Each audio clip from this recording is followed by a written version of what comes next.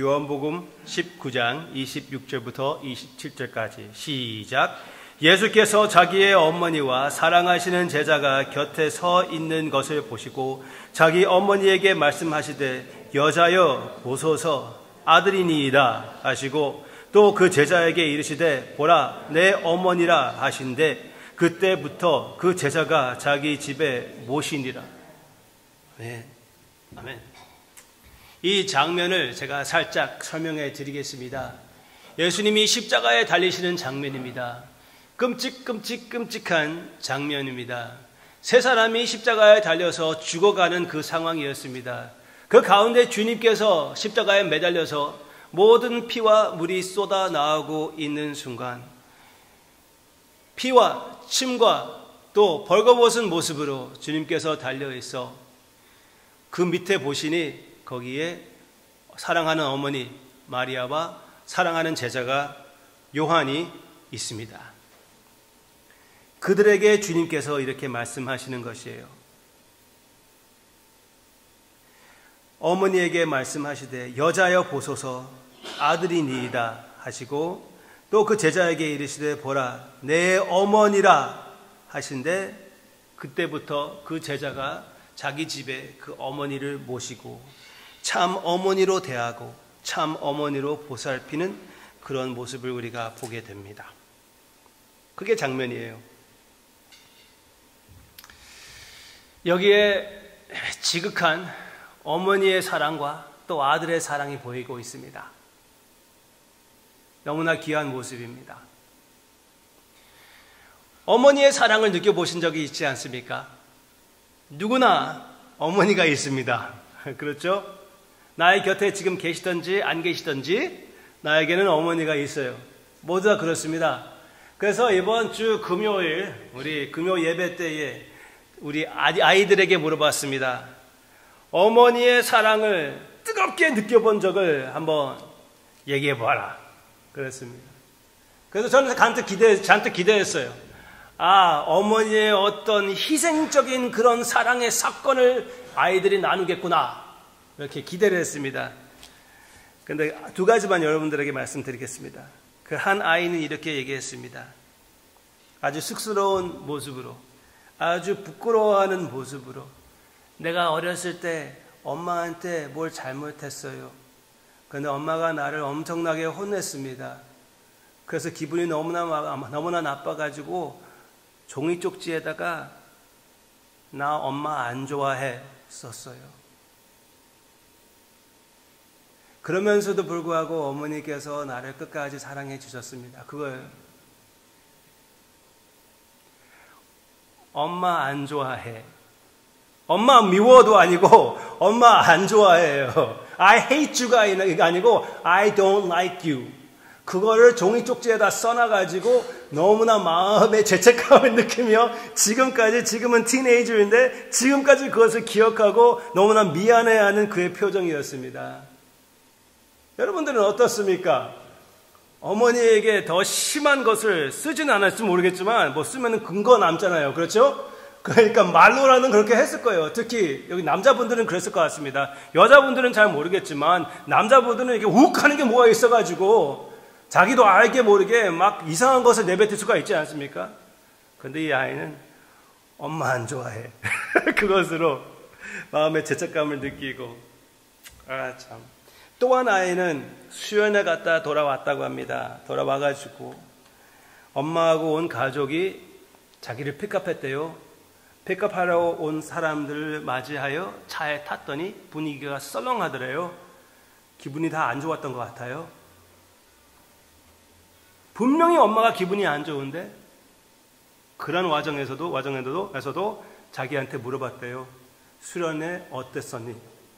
그래서 관심을 보여주셨다는 것에 대해서 너무나 감사하다고 합니다. 나는 이걸 들어보고 이 녀석들이 막 내가 물어보니까 착한 척을 하는 것인지 그렇지 않습니까? 당연히 수련회가 어땠던지 그걸 물어봐야죠. 네? 무슨 대단한 희생의 행동이라고. 아무리 기분 나빠도 수련회에서 온 아이한테 그런 한 가지 물어보지 못합니까? 그걸 보고 분명히 죄성이 가득하고 반항심이 많이 있는 아이들이지만 그래도 비교적 괜찮네 생각했습니다. 비교적 진짜 착하구먼.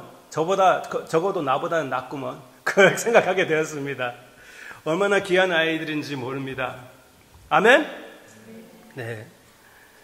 그래서 어머니의 사랑으로 인하여 감격하기를 원했지만 이야기를 들어보니 어머니들로서, 부모로서 더 잘해야 되겠다. 그것을 더 느끼게 되더라고요. 여기에서 보이는 어머니의 모습은 분명히 제가 말했던 감격적인 어머니의 모습이 나오고 있습니다. 감동적인 어머니의 모습이에요. 주님의 십자가의 밑에서 가까이 그것도 주님의 음성을 들을 수 있는 만큼 이때에 힘이 있어도 얼만큼 많이 힘이 있었을까요? 주님께서 목이 말라가는, 목이 타오른 그 상황에서 내뱉었던 그 말을 들을 수 있을 정도로 가까이 있었던 마리아와 요한이었습니다. 그래서 그들에게 주님께서 이 말을 할 때 마리아는 그 말 한마디 한마디를 잘 받아들이고 있었어요. 얼마나 귀한 모습입니까? 예수님을 위하여 목숨을 바치겠다고 했던 베드로도 없어요. 다른 제자들도 다 도망가 버렸습니다. 주님을 사랑한다고 한 사람들은 다 떠나버렸어요. 그렇지만 예수님의 모친이신 마리아는 끝까지, 진짜 끝까지 함께하는 것을 우리가 보게 됩니다. 어머니의 마음, 참 어머니의 마음, 여기에 있지 않습니까?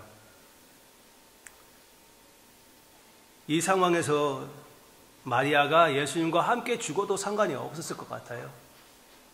그런 마음을 가지고 주님의 고통에 참여하는 어머니의 마음을 우리가 생각해 봅시다. 얼마나 귀한 모습입니까? 참 어머니의 마음의 모습이 아닙니까?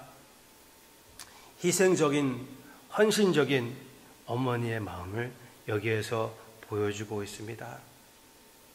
평생 동안 누구보다 예수님을 더 사랑했던 사람이고, 그리고 여기에서도 여전히 예수님을 사랑하시는 그 모습을 보여주는 어머니. 어머니의 사랑은 참 그렇습니다. 누가 나를 위하여 목숨 걸겠습니까? 어머니는 아이를 위하여 목숨 걸고 아이를 낳습니다. 그렇죠? 그 순간에서도, 이거 너무 과한 표현이 아닌 것 같아요. 여기에 계신 어머님들에게도 물어보면 대부분은 그 순간에 나의 아이의 생명 그리고 나의 생명, 그 둘 중에 하나를 선택해야 된다고 했으면 아이의 생명을 선택했을 것이라고 생각하고 평생 동안 그 정신으로 아이를 키우셨다고 생각이 됩니다. 그게 참된 어머니의 마음이 아닙니까? 그 어머니의 마음을 표현하는 그 모습, 우리가 한번 생각해 봅니다. 귀한 모습입니다. 믿는 사람이든지 믿지 않은 사람이든지 부모님이 베푸는 그 사랑은 하나님의 사랑입니다. 하나님의 사랑을 표현하는 것이에요.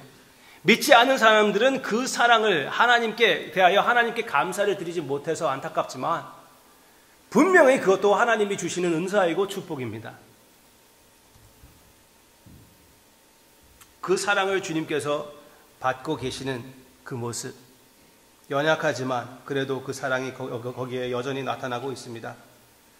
그러나 그 어머니의 사랑보다 더 위대한 사랑을 여기에서 우리가 볼 수가 있어요. 그 예수님을 향하는 어머니의 그 사랑보다 더 위대한 사랑이 있습니다. 그건 어디에 있습니까? 예수님의 어머니에 대한 사랑입니다.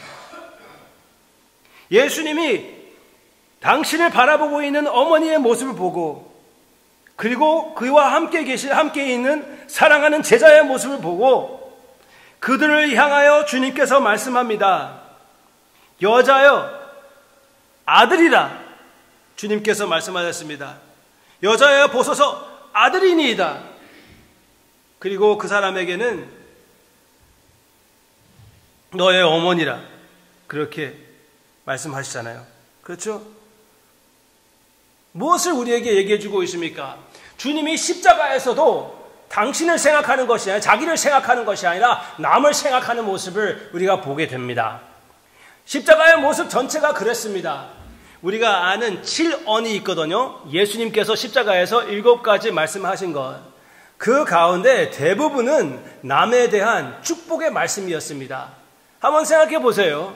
함께 십자가에 매달려 죽어가는 그 도둑에게 주님께서 말씀했습니다. 그이가 모든 힘을 가지고 주님께 나를 기억해 주세요. 그랬더니 주님께서 어떻게 얘기했죠? 오늘날 네가 나와 하늘나라에 가 있을 것이, 낙원에 가 있을 것이라고 말씀하셨잖아요. 십자가에서도 함께 죽어가고 있는 그 도둑 위에서 그 사랑을 베푸시는 우리 주님의 마음을 보시기를 바랍니다. 더 나아가서 예수님을 죽이는 사람들을 위하여, 나를 죽이는 사람들을 위하여, 나에게 침뱉는 사람들을 위하여 기도하시는 우리 주님의 모습, 그들을 용서해 주시옵소서. 우리와 같으면 용서라는 그런 말이 나오겠습니까? 그들을 저주해 주시옵소서. 나의 의의를 나타내 주시옵소서. 그들을 저주해 주시옵소서. 그런 말이 나오겠죠. 그렇지만 주님을 못 박는 사람들을 위하여 용서를 비시는 우리 주님의 기도의 모습, 예수님을 십자가에 못 박는 우리를 위하여 기도하시는 주님의 모습을 생각해 보시기를 바랍니다. 그리고 여기 이 장면에서 사랑하는 어머니와 또 사랑하는 제자 위에서 이렇게 어머니의 미래를 챙겨주시는 우리 주님의 사랑의 모습을 생각해 보세요. 맏아들이신 우리 주님께서 어머니를 생각하여 그 미래에 잘 보살핌을 받을 수 있게끔 마련해 주시는, 십자가에서도 어머니를 생각하는 아들의 모습을 보시기를 바랍니다. 얼마나 귀합니까? 그렇죠? 아이들이 배 아프면은 자기밖에 생각 못 합니다. 그렇죠? 엄마 부르짖고 아빠가 와가지고 아빠 손은 약손이라고 하면서 배를 만져주기를 원합니다. 우리도 여전히 똑같습니다. 손가락이 조금 어디에 다치면은 내 손가락밖에 생각이 안 나요. 내 자신밖에 생각할 수가 없습니다. 그렇지만 주님은 십자가에서 온과 피와 물을 다 쏟아가면서 죽어가시면서 무엇을 하십니까? 남을 생각하시고 어머니를 생각하십니다. 그 끈질기신 아들의 사랑을 한번 묵상해 보시기를 바랍니다. 얼마나 귀한 사랑입니까? 죽기까지 어머니를 사랑하시고 우리를 사랑하시는 우리 주님의 모습을 생각해 보시기를 바랍니다. 얼마나 귀한 우리 주님의 모습입니까? 여기에 한 가지 여러분들에게 말씀드리고 싶어요. 주님이 사도 요한에게 어머니를 맡깁니다. 이런 얘기를 하면은 당연히 여러분들이 물어봐야 됩니다. 예수님에게는 형제들이 더 많이 있는데 하필이면은 왜 사도 요한이 어머니를 사도 요한에게 맡겼을까? Good question. 그렇죠? 저는 그것도 생각해 보면은 몇 가지가 생각납니다. 하여튼 그렇게 됐다면 그렇게 된 거예요. 일단 성경에서 그렇게 됐다면 그렇게 된 거예요. 일단 that's it. 거기서부터 시작합시다. 그렇지만 또 어떤 면으로 생각하면은 요한의 모습을 보면은 요한이 어느 정도 사회적으로 여유가 있었던 사람 같습니다. 그것을 어디에서 알 수가 있냐면은 예수님이 잡혀갔을 때 대제사장이 요한을 아는 사람이었다고 했습니다. 그러니까 대제사장을 아는 사람이에요. 그 요한의 가족이 대제사장과 관련이 있는 가족이라는 것입니다. 커넥션이 있어요. Right? 그래서 어느 정도 인정을 받은 가정이었던 것 같아요. 그리고 예수님 곁에 마리아 외에 다른 여인들도 있었습니다. 이 마태복음, 마가복음, 누가복음, 요한복음을 다 맞춰보면은 그 가운데 요한의 어머니도 있었다고 추측하는 학자들이 있습니다. 그래서 따져보면은 그 여인이 바로 요한의 어머니라고 얘기하고 그 여인이 마리아의 누이라고 합니다. 그렇다면은 요한은 누구입니까? 예수님의 사촌이에요. 그렇죠? 그래서 그렇게 추측하는 사람도 있습니다. 더구나 예수님의 사촌이고 그리고 어느 정도 더 여유가 있고 그러면은 어머니를 요한에게 맡길 그런 확률이 크지요. 그렇지만 그것은 그렇게 중요한 것은 아니에요. 사실은 무엇이 중요하냐면은 이것은 친척으로 맡기는 것도 아니고 믿음의 가족으로 마리아를 요한에게 맡기는 것입니다. 믿음의 가족으로. 조금 있다가 그것을 조금 더 자세히 보겠습니다. 먼저 우리가 이런 사랑을 바라볼 때 무엇을 느껴야 됩니까? 세 가지를 생각해 보시기를 바랍니다. 예수님이 십자가에서 죽어가시면서 그 마음이 어머니를 향하고 그 마음으로써 그 어머니의 미래를 보장해 주시면서 보살펴 주시고 계신다면은 주님이 사랑하는 사람을 십자가상 위에서 보호해 주시고 계신다면은 지금 이미 예수님은 십자가에 돌아가셨고 부활하셨고 승천하셨고 지금 하나님 우편에서 우리를 돌봐주시고 계시고 우리를 위하여 기도해 주시고 있고 성령님을 우리의 마음에 보내주셨다면은 그게 사실이라면은 오늘 우리는 얼마나 더 잘 보살펴 주시는 우리 주님이십니까? 십자가에서 어머니를 보살필 수가 있다면은 지금 하늘나라에서 다스리시며 또 우리의 마음에 와 계시면서 우리를 얼마나 잘 지켜주실까요? 아멘? 더 가까이 계시는 우리 주님을 바라보시기를 바랍니다. 여러분들이 가끔씩 고아와 같이 느껴질 수가 있습니다. 특히 육신적인 어머니가 함께 계시지 않을 때 외롭고 힘들고 의지할 바가 없다고 생각할 수가 있습니다. 엄청 외로울 수가 있어요. 그렇지만 그 순간 기억하시기를 바랍니다. 나는 너를 고아와 같이 버려두지 않으리라. 주님께서 약속해 주셨습니다. 내가 친히 너의 마음에 올 것이다. 성령님 대해서 주님께서 말씀하셨습니다. 그 약속을 지키신 주님입니다. 예수님을 영접했을 때 예수님의 영을 받아들이지 않았습니까? 여러분들의 삶에 변화가 있지 않았습니까? 지금 이 순간도 여러분들을 함께 하시는 주님을 발견하시기를 바랍니다.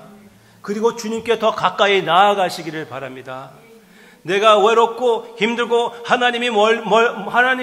하나님으로부터 거리감을 느낄 때 한 번 더 그 순간을 기회로 삼아 열심히 기도를 하고 내 마음에 계신 성령님께 부탁하여 더욱 내 마음에 구원의 기쁨이 차고 넘치게 해달라고 기도하시기를 바랍니다. 친구를 전화하기 전에, 사랑하는 사람을 전화하기 전에, 심지어 엄마를 전화하기 전에 무릎 꿇고 주님께 기도하시기를 바랍니다. 주님이 함께 계십니다. 주님이 사랑하시고 계십니다. 누구보다 주님이 성도님을 사랑하십니다. 나의 남편, 아내, 어머니보다 하나님께서 예수 그리스도께서 사랑하십니다. 이사야서 49장 내용을 보면은 젖먹는 아이를 어미가 잊어버릴 수 있다고 해도 우리는 그건 상상할 수 없지만 그런 어머니가 그 아이를 잊어버린다고 해도 나는 절대로 너를 잊어버리지 않는다. 주님께서 말씀하셨습니다. 시편 68편 내용을 보면은 부모가 없는 고아의 아버지라고 말씀해 주고 있습니다. 남편이 없는 여인에게 보호자가 되어 주신다고 말씀하셨습니다. 지금 부모님이 안 계십니까? 먼저 주님의 곁으로 가셨습니까? 사랑하는 남편, 사랑하는 아내가 이미 주님의 곁으로 갔습니까? 혼자 아닙니다. 혼자 아닙니다. 주님이 함께 계십니다. 주님께서 사랑하는 어머니보다 더욱 성도님을 사랑하고 계시고 있습니다. 믿으십니까? 믿으시기를 바랍니다. 지금 이 위로를 받으시기를 바랍니다.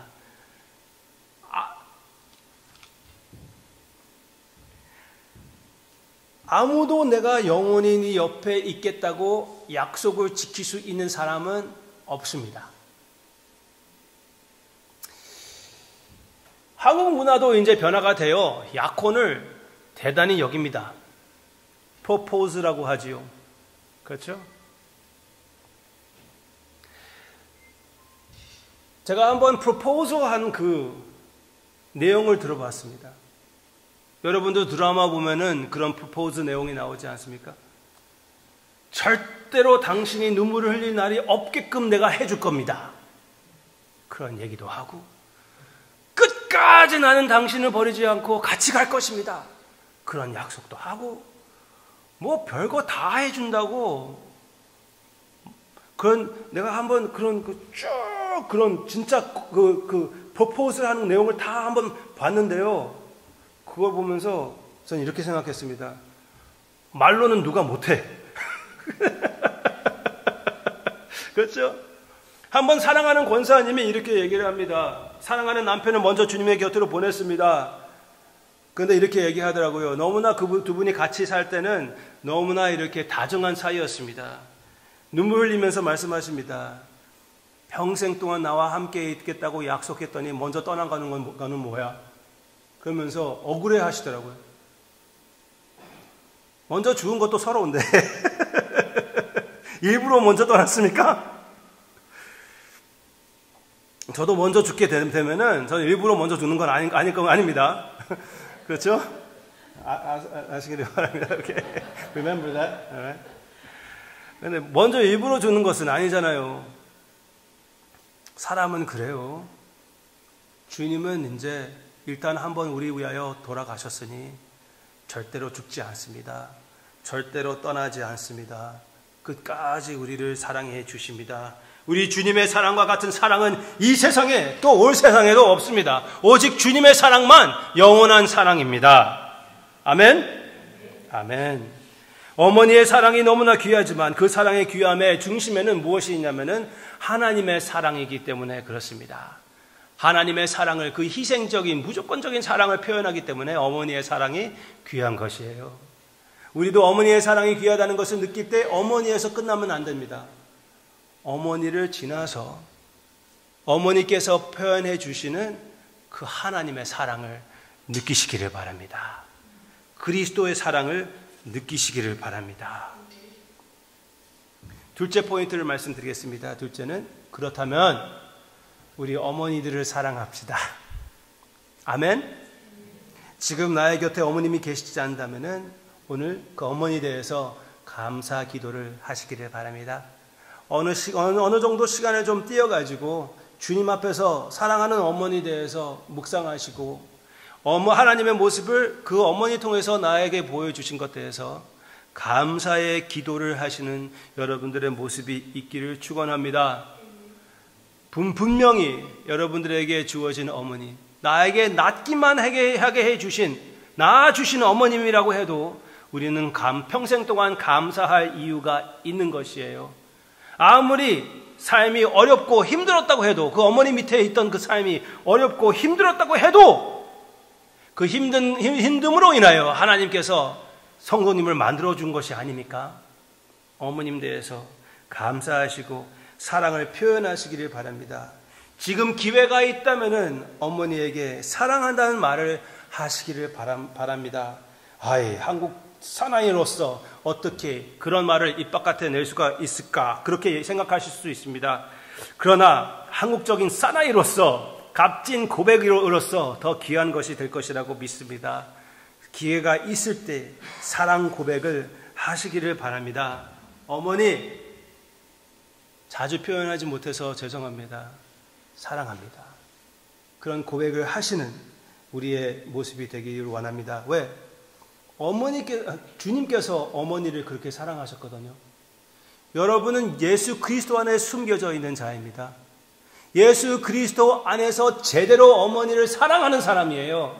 그것이 여러분들의 정체성입니다. 여러분들의 힘으로 여러 가지 이유로 어머니에게 사랑의 표현을 못한다고 해도 여러분들의 참된 정체성은 여러분들의 그 이기주의에 있는 것도 아니고 존재심에 있는 것도 아니고 예수 그리스도 안에 있는 것입니다.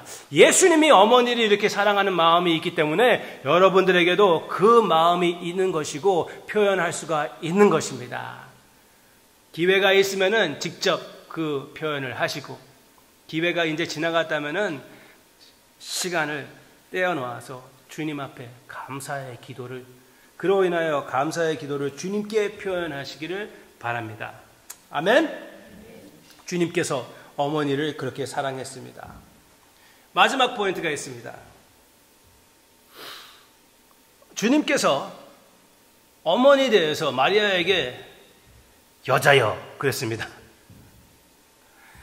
여러분, 자녀들이 오늘 어머니들에게 물어보겠습니다. 어머니한테 와가지고 어머니에게 여자여 그러면은 어떻겠습니까? 아이, 어머니 나라의 자식이 이거 무슨 부여야. 그렇죠? 다른 날도 아니고 어머니 날에. 그렇죠? 여자요. 우리 주님께서 십자가에서 어머니를 보고 여자요 그랬습니다. 거기에 의미가 있습니다. 요한복음 다른 이야기에서 어머니에게 여자요 그런 적이 있어요. 그 이야기가 어떤 이야기죠? 결혼식에 가나 결혼식에 그때 술이 떨어졌을 때, 그 잔치에 술이 떨어졌을 때 많은 사람들이 모여가지고 바글바글 하는 그 장소에서 어머니가 지금 열심히 목회를 시작하는 그런 목사님에게, 티처에게, 선생에게, 아들이 선생이거든요. 잘 되기를 원해요. 이번이 기회잖아요. 이 상황을 어떻게 하기를 바랬는지 우리는 모릅니다. 그렇지만 어떻게 이 상황을 잘 다스리게만 하면은 이거는 땡 잡는 거예요. 모든 사람들이 예수님의 가르침을 들을 수밖에 없어요. 이 기회를 놓치지 말라고, 저는 그렇게 봅니다. 이 기회를 놓치지 말라고 예수님에게 어떻게 좀 해봐라. 그렇게 했더니 예수님이 여자요. 그렇게 얘기를 했습니다. 여자요. 나의 때가 아직 안 됐다고. 주님께서 그 상황에서 긍휼을 베풀지만 분명히 어머니가 원했던 식이 아니었습니다. 아무도 주님이 그 일을 한지 몰랐어요. 제자들만 알았습니다. 왜 여자요? 그랬습니까?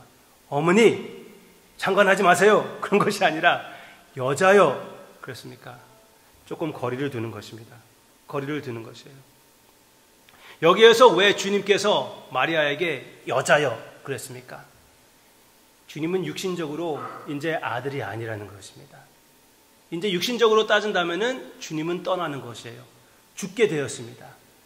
그래서 거리를 두시는 주님의 모습, 그리고 어머님을 이제 믿음의 가족에게 맡기는 주님의 모습이라는 것입니다. 이제 주님께서 육신적으로 돌보는 것이 아니라 교회에게 맡기는 것이에요. 사랑하는 제자에게 아들이라, 그리고 아들에게 어머니라, 참 가족이 여기에 있다. 그렇게 얘기하는 것입니다. 이제 육신의 그 혈통을 의지하는 것이 아니라 예수 그리스도의 영적인 피, 그 혈통을 의지하는 것이에요. 이제 예수님이 말씀하시는 것은 육신적인 가족보다 영적 가족이 더 끈질긴 관계라는 것을 보여주는 것을 우리에게 나타내 주는 것입니다. 예수님이 항상 그렇게 생각했습니다. 많은 사람들이 예수님이 가르치고 계실 때 당신의 어머니와 형제가 바깥에 계십니다. 그렇게 얘기했을 때 물론 그 어머니와 형제들은 예수님이 어머니와 형제라는 것을 그들을 인정하기를 원했어요. 예수님의 popularity와 함께 그들도 참여하기를 원했거든요. 한 자리 하고 싶었던 거예요. 다른 제자들과 같이. 그렇지만 주님이 그때 그들의 기대에 차가운 물을 던집니다. 나의 참된 형제와 어머니는 누구냐? 그러면서 예수님을 믿고 순종하는 자들이 나의 참된 형제라고, 즉 믿음의 가족이 나의 참된 형제라고 주님께서 말씀하시는 것입니다. 제가 이렇게 말씀드리면은 육신의 가족을 무시하라는 말로 들으면 안 됩니다. 육신의 가족을 잘 사랑하는 그 방법은 무엇입니까? 믿음의 가족을 중요하게 생각하고 예수님의 복음을 우선으로 갖는 것입니다. 주님께서 이렇게 하시고 나서 어떻게 됐습니까? 주님께서 돌아가시고 부활하시고 승천하셔서 어떻게 하셨어요? 성령님을 보내주셨습니다. 성령님은 예수님의 영입니다. 사도행전 2장에서 예수님이 친히 성령님을 통하여 제자들을 찾아오셨을 때 거기에 누가 있었습니까? 마리아도 있었고 예수님의 형제들도 있었습니다. 어느 정도 주님께서 마리아를 좀 거리를 두는 것 같지만 그것이 아니었어요. 마리아를 데리고 믿음의 가족으로 인도해 주심으로 인하여 영원히 모시게 되는 것이었습니다. 영원히 한 가족이 되는 것이었어요. 마리아의 아들이신 우리 주님께서 성령님을 통하여 마리아의 마음에 찾아와 주셨습니다. 얼마나 귀한 것입니까? 그렇죠? 그것이 주님의 목적이었어요. 예수님은 절대로 어머니를 외면하는 것이 아니라 더 나은 것을 원하셨던 것이고 더 나은 것을 주신 것입니다. 그럼 우리가 어떻게 생각해야 됩니까? 옆에 계신 형제 자매님이 참 형제, 영원한 나의 식구라는 것을 인정하시기를 바랍니다. 아멘? 옆에 계신 분을 한번 보시기를 바랍니다. 아내, 남편, 우리가 같이 살면서도 이렇게 제대로 쳐다보지 않을 때가 많이 있어요. 그렇죠? 한번 쳐다보세요. 오케이? 안 쳐다보시는 분도 있지만 좀 쑥스럽습니까? 오케이? 그 옆에 있는 분과 영원히 같이 살게 됩니다. 영원히. 그러면 지금부터 사랑하는 게 성도님에게 유익입니다. 성도님에게 도움이 되는 것은 지금부터 그 사람을 뜨겁게 사랑하고 인내심을 갖고 견딜 것은 견디고 계속적으로 그 사랑을 이루어 나아가는 것이 성도님에게 가장 좋은 길이에요. 네? 내가 이제 죽으면 회복되는 거 아닙니다. 우리가 그렇게 생각하면 또 안 되지요. 우리 영원토록 이룰 그리고 영원토록 이루는 우리 가족이라는 것을 잊지 마시고 우리의 믿음의 가족을 소중히 여기며 그 뜨거운 주님의 사랑을 함께 나누기로 결심하는 우리 한 사람 한 사람이 되시기를 주님의 이름으로 축원합니다.